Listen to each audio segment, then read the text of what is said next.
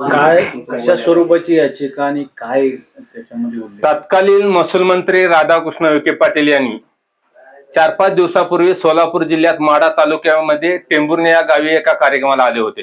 त्या ठिकाणी बेजबाबदार महसूल मंत्र्यांनी अक्षरशः त्यांनी असं सांगितलं त्यांच्या भाषणात, त्यांनी गुन्हा कबूल केला।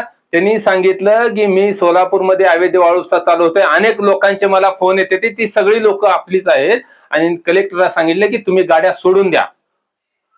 महसूल मंत्री असताना त्यांनी आदेश दिला कलेक्टरला, बेकायदेशीररित्या मंत्रिमंडळाचा वापर करून त्यांनी कलेक्टरला बेकायदेशीर आदेश दिला आणि त्याच्यामुळे सोलापूर जिल्ह्यातील हजारो लाखो बरस अवैध वाळू उपसा झाली। महाराष्ट्र शासनाचं करोड रुपयाचं नुकसान झालं। ती भाष्य बोलल्यानंतर 2-3 दिवसांमध्येच त्या भागातल्या माढा तालुक्याचे प्रांत अधिकारी यांच्यावरती वाळू माफियाने प्राणघातक हल्ला केला, अंगावर गाडी घालण्याचा प्रयत्न केला। त्यांना अश्लील भाषेत, एक महिला आहे अधिकारी, त्यांना अश्लील भाषेत शिवी देण्याचं काम केले। याला फक्त जबाबदार राधाकृष्ण विखे पाटील आहे। म्हणजे त्यावेळेस राधाकृष्ण विखे पाटलांनी या वाळू माफीची पाठराखण केली, त्यांना मदत केली, म्हणून त्यांच्यावर हल्ला झाला। आणि अशा बेजबाबदार मंत्र्यांची ताबडतोब मंत्रिमंडळातून हकालपट्टी करण्यात यावी आणि त्यांच्यावर फौजदारी गुन्हा दाखल करून त्यांना जेलमध्ये घालावं, ही जनहित याचिका आपण मुंबई उच्च न्यायालयात दाखल केलेली आहे। काय सरकार सत्तेचा गैरवापर करताना दिसते?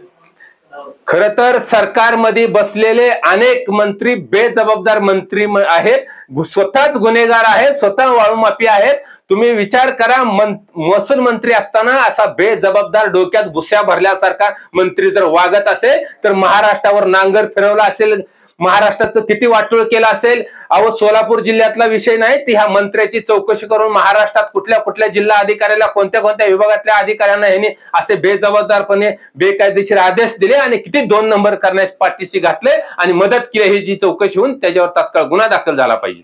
महसूल मंत्री म्हणतात मी वाळू सोडायला सांगितलं वगैरे, त्याच दिवशी दुसऱ्या दिवशी लगेच पालकमंत्र्यांची बेकायदेशीर होर्डिंग उभा केलं जातं। काय एकंदरीत सगळीकडे मुळामध्ये ही सरकारच बेकायदेशीर आहे, ही सरकार ईव्हीएम मशीनचं आहे, ही सरकार जनतेच नाही, ही सरकार कायद्याच्या चाकुरीत राहून निवडून आलेलं नाही, जनमताच्या मतावरती ही सरकार निवडून आलेलं नाही। त्याच्यामुळे ही गुन्हेगारी प्रवृत्ती सरकार ही गुन्हेगारीच करत राहणार। या सरकारला या सरकारकडून महाराष्ट्राला धोका आहे, महाराष्ट्राच्या जनतेवर नांगर फिरवण्याचं काम चालू आहे, महाराष्ट्राचा महसूल लुटण्यासाठी हे काम चाललेलं आहे।